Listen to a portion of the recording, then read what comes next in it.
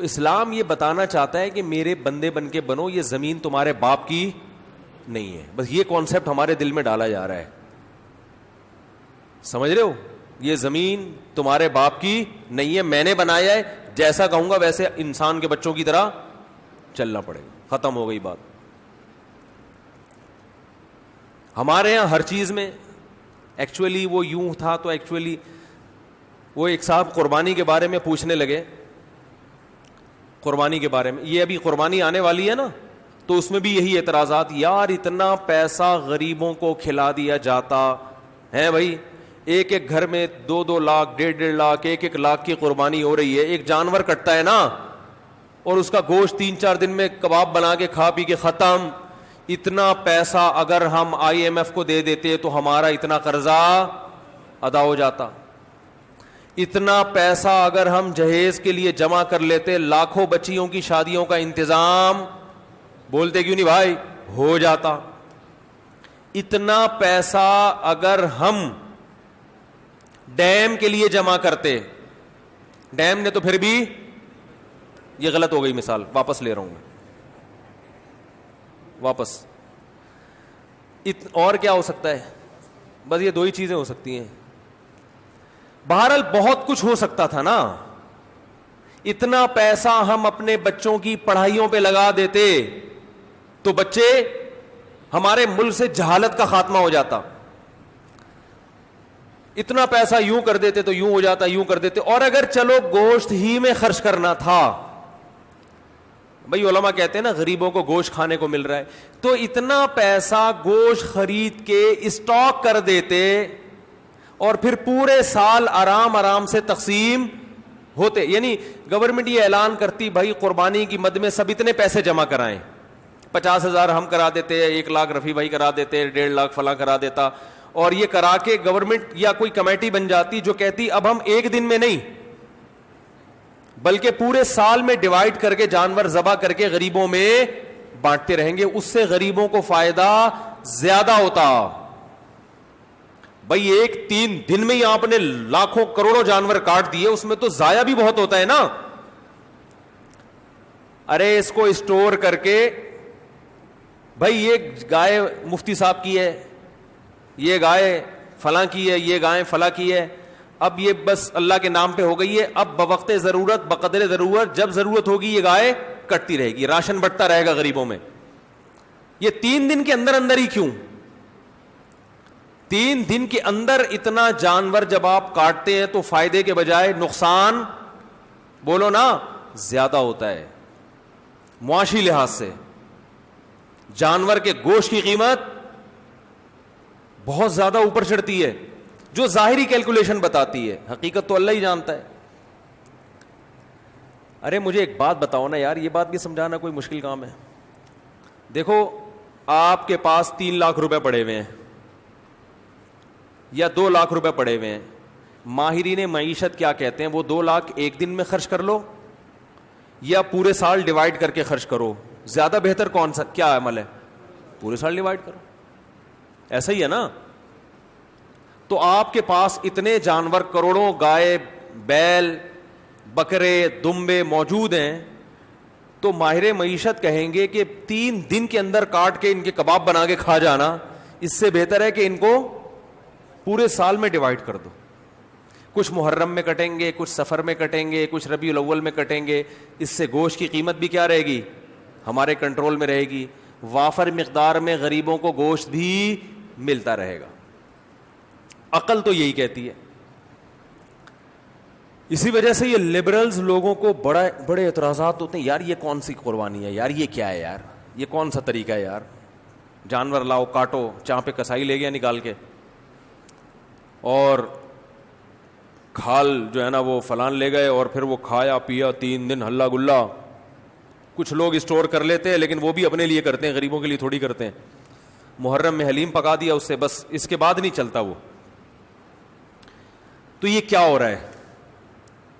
دوسری بات, گوشت خرید کے اگر وہ سستا پڑتا ہے, جانور خرید کے کاٹ کے کھایا جائے تو وہ اور زیادہ مہنگا پڑتا ہے. تو یہ کروڑوں روپے کا سرمایہ اس طرح بھی ہلاک ہو رہا ہے. ارے یہی بکرا آپ عام دنوں میں خریدو آدھی قیمت پہ ملے گا, بلکہ گوشت خریدو تو اور سستا ملے گا, اور گوشت بھی اپنی مرضی کا ملے گا. جو سری پائے کے عادی نہیں ہے وہ سری پائے نہ خریدیں. لیکن یہی آپ بقرعید والے دن خریدو تو ڈبل قیمت پہ. کیا خیال ہے بھائی؟ اور اگر کاٹنا ہی تھا تو جو لنگڑے لولے جانور ہیں ان کو کاٹ دو, گوشت تو سب میں ایک ہی جیسا نکلتا ہے نا. ارے کسی کا جانور لنگڑا ہے, اندھا ہے, کاڑا ہے, کنکٹا ہے, وہ تو ویسے ہی گوشت پہ تھوڑی کوئی اثر پڑتا ہے. جانور اندھا ہو, گوشت تھوڑی اندھا ہے. لیکن شریعت نے کیا کہا؟ معذور جانور کی قربانی, بولو بھائی, نہیں ہے. یہ تو ایک اور اعتراض ہمارے لیے کھڑا کر دیا. تو اتنے سارے اعتراضات قربانی پہ ہوتے ہیں, ان سب کا ایک ہی جواب ایک حدیث میں موجود ہے. صحابی نے پوچھا یا رسول اللہ یہ قربانی کیا ہے؟ آپ نے فرمایا سنت ابیکم ابراہیم, تمہارے باپ ابراہیم کی سنت, بس اور کوئی لاجک نہیں ہے. جب اللہ نے ابراہیم علیہ السلام کو حکم دیا بیٹے کو ذبح کرو, تو اس کی کوئی لاجک سمجھ میں آتی ہے؟ ابھی تو گائے کاٹنے کا کہا جا رہا ہے, بیٹا کاٹنا تک کا تو کوئی تک بنتا ہے ہی نہیں. بھائی بیٹے کو کاٹنے کا حکم دیا جائے, یہ کسی لبرل کو آپ سمجھا سکتے اس کی حکمت ہے؟ بھائی اقوام متحدہ کو قائل کر سکتے ہو کہ بیٹا کاٹنا بھی اس کی کوئی تک بنتا ہے اس کا؟ وہ مانیں گے؟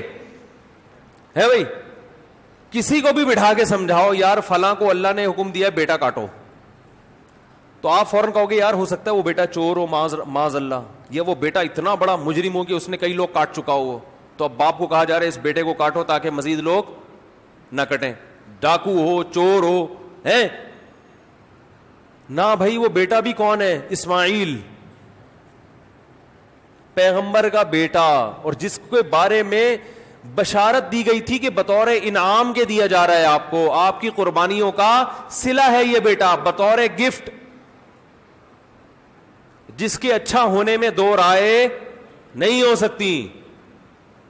ایسے بیٹے کے بارے میں حکم دیا جا رہا ہے ابا کو کہ اس بیٹے کو کیا کر دو؟ ذبح کر دو. آپ کہہ سکتے ہیں ہو سکتا ہے بچے کا امتحان لیا جا رہا ہو کہ یہ بچہ کتنے پانی میں ہے, کاٹنے کا اصل حکم نہ ہو بلکہ اللہ دیکھنا چاہ رہے ہو کہ بچہ آگے سے رسپانس کیا کرتا ہے.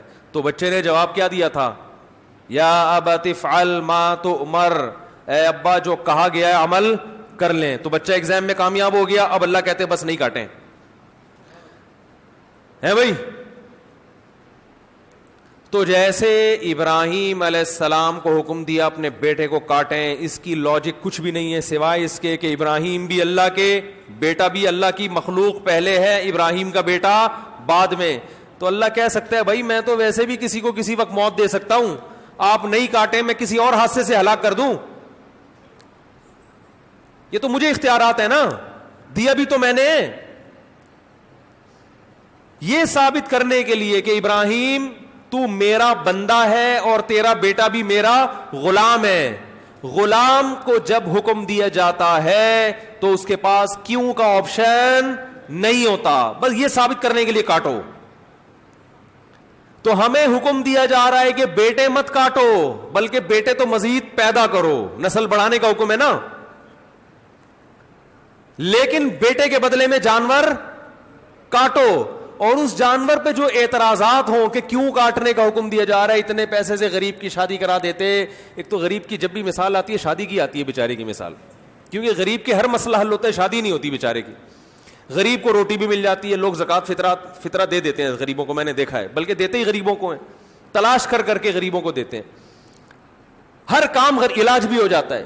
غریب کا مسئلہ اٹکتا کہاں ہے؟ رشتہ لینے جائے گا, جتنا بھی ترس آ رہا ہو نا آپ کو, آپ بولے گا بھائی تو یہ 1 لاکھ مزید لے لے, پتلی گلی سے نکل یہاں سے, بیٹی نہیں دوں گا. تو غریب کے سارے مسائل کہاں کے کھڑے ہوتے ہیں. اس لیے میں مثال دیتا ہوں, غریب کی شادی نہیں ہوتی اس کی بیچارے کی, رشتہ نہیں دیتا کوئی, تو غریب بھی نہیں دے رہے ہوتے. کمال کی بات یہ غریب بھی نہیں دے رہے ہوتے اس.